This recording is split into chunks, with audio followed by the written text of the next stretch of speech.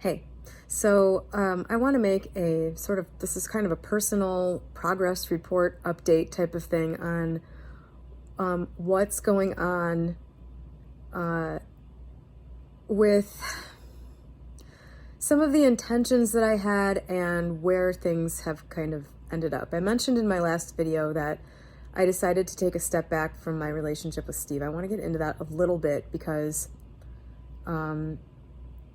I don't know, it's on my mind, and other things have come from it that I think are interesting developments in the overall area of Maggie relationships, that's really the area of my life where I am now focusing the majority of my creative intention. I've already done all of that with business, money, finance, that stuff. I also then spent like 2 years focused mainly on improving myself physically. And now I'm at this like final frontier. I will link in the description, if I don't forget, to the video where I talked about Steve from March. I'm going to try not to get into any commentary on this because like I could just go off and I'm not going to do that. But basically, Steve and I have a great connection that's been there since the beginning, and the problem between us, from my perspective, is Steve will not commit to a relationship with me, bafflingly to me. From the beginning, I have not understood this. We met and hit it off right away. It felt pretty serious almost instantly, and just no matter what I did or said or whatever, I could not get to a place where I felt comfortable. Like I would think things were going really well, and then I would figure out that like he was like talking to other people, or like, I don't know. He felt like I wanted to go all in right away, which probably isn't wrong. And I just felt like he was not going to commit ever. And so I'm usually pretty quick to get out of things like that. I exited it after 1 month. We didn't talk for a while. Then we became really good friends. I had completely written the relationship off in my mind. I wrote him off as a commitment phobe, somebody that was not up to the task of the kind of relationship that I want. And I had made a resolute decision about that, like very strong decision. So we were friends then for like 6 months, great conversations, hanging out sometimes. It was progressing. We started hanging out more, talking more, especially after my spiritual awakening thing in December. That is when Steve and I really started to get close. Like we really started to be able to connect in a new way. The relationship was growing. And this whole time, like no matter how I thought about it, I always had the same old feelings for Steve. And then in February, he admitted that he also still felt the same way. And despite that, we still couldn't make anything happen from that point.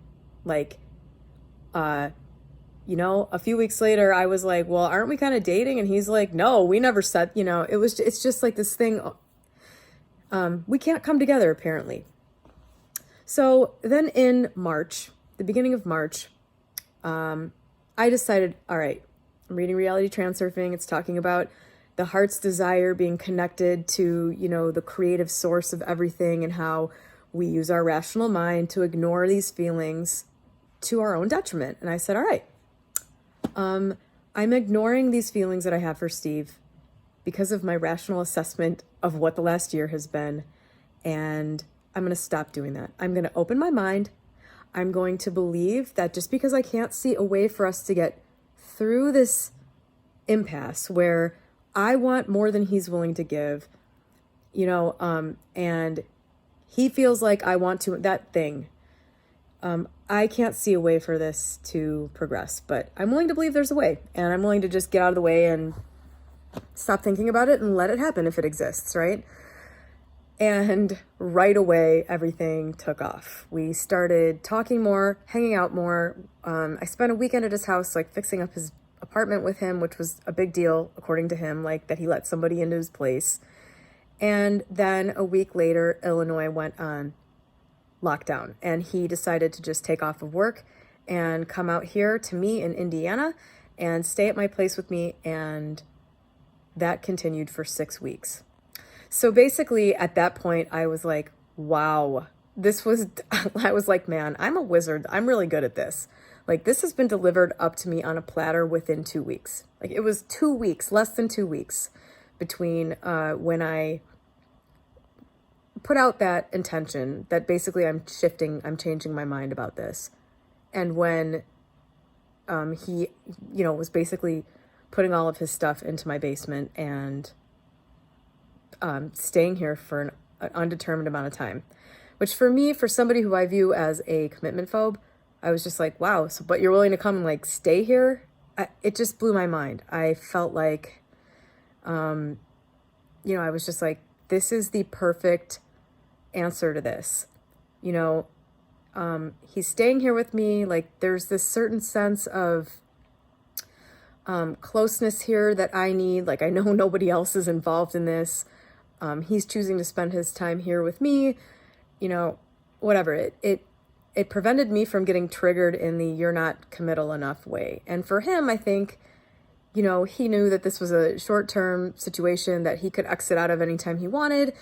And so it didn't trigger him. And we basically spent 6 weeks together, like married people, cooking dinner together, hanging out together, cuddling, having all this emotional intimacy and like domestic intimacy. And, in my mind, I'm like, wow, this is just, I could never have guessed that this would be the solution to the problem, essentially, right? So we spend all this time together, and, at the end of it, it became very apparent that despite the fact that the relationship had finally progressed somewhere real, like somewhere serious, this wasn't my assessment, this was, his, that basically it had progressed to a serious relationship. The impasse was still there.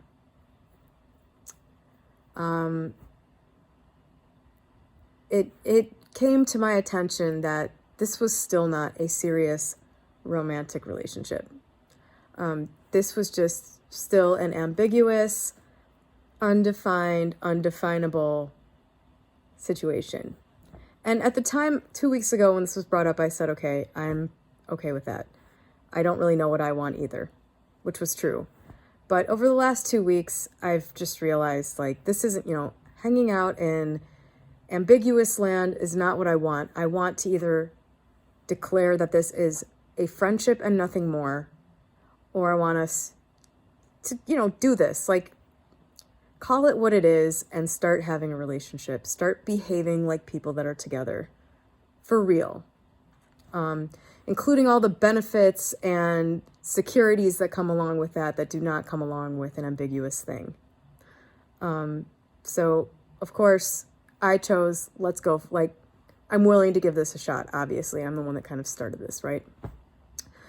And I was not at all surprised that Steve didn't want to do that. So basically, it devolved over the last few days, and, here we are. So it's been perplexing me why this is the outcome when this coronavirus situation seemed to be so beautifully orchestrated. And I don't know that I have the answer for that yet. I mean, the situation isn't final. I don't really know how it's going to develop. I just know that I certainly didn't intend for this to be a part of it, but it could be, I guess. But some interesting things came out of it on the sidelines, and I wanted to bring that up. A problem that has been around for years and years now, 5 years, has been solved. This is a little personal, but I don't think he would mind me talking about it.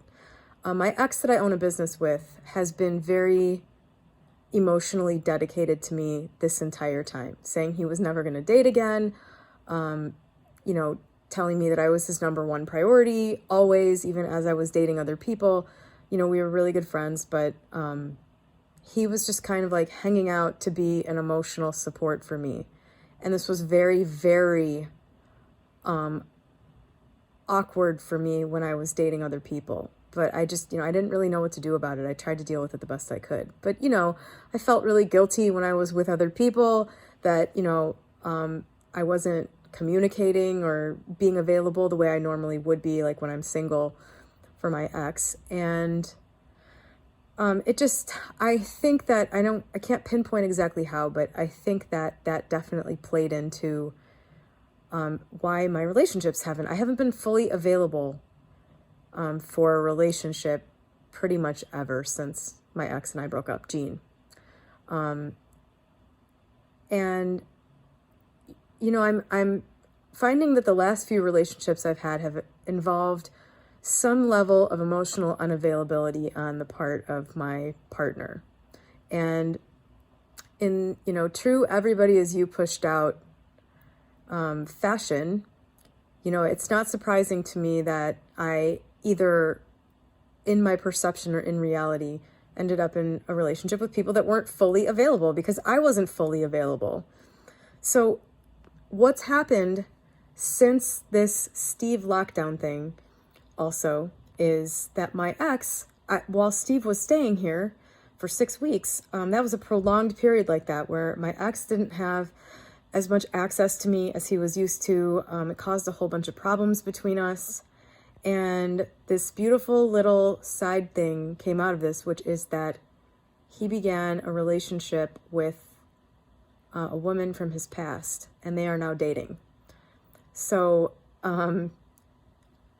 both of us have kind of been freed from the relationship that we had before this, that I think was probably preventing me from being really available and able to move on. So Steve played a role in that. This intention with Steve that led to the coronavirus thing has led my ex and me to a much healthier place. And it wasn't easy for either of us to get there. And there are still some issues with that, but that is a major shift in my romantic vibe.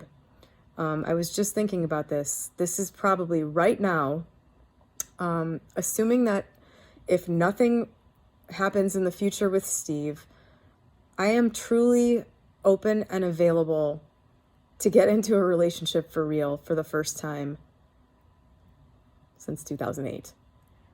And so it's possible that this heart's desire for Steve that moved me to, act intentionally in March was to bring that about, that thing. I don't know that I can say for sure what that heart's desire really meant. It felt like a desire for Steve, but it brought about this other thing too. And so I don't know if that's all it is, because I certainly didn't intend for Steve and me to end up at a point where we're not even talking, which is where we are now. And I don't know, where I'm left with that whole thing is that we're at the impasse again, and I still don't see a way forward. And I'm frankly a little fed up with the situation. Being accommodating of somebody else gets really, really exhausting after a while.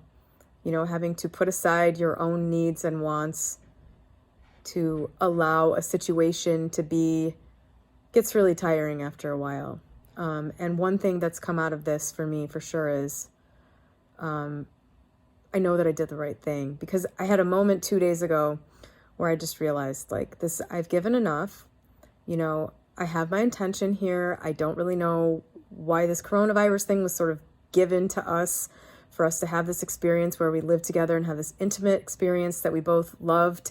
We mutually discussed how wonderful it was, how much I didn't want him to leave and how much he didn't want to leave. And then it just kind of went out the window. I don't really understand it. But I'm willing to believe, I'm at least willing to keep my mind open that there is a way past this impasse. That I can't see the way. I can't even see right now a way for us to remain in contact. So, I don't know, but I'm open to I didn't create a coronavirus lockdown. Pretty sure that, whatever did that for me can figure the rest of this out. If that is truly my intention, and I guess I don't know if it is, but I just wanted to update on that. And the change in the relationship with my ex Jean and I and me is really a profound thing that certainly came out of the Steve intention. So I don't know. That's my update on my intention with this specific person.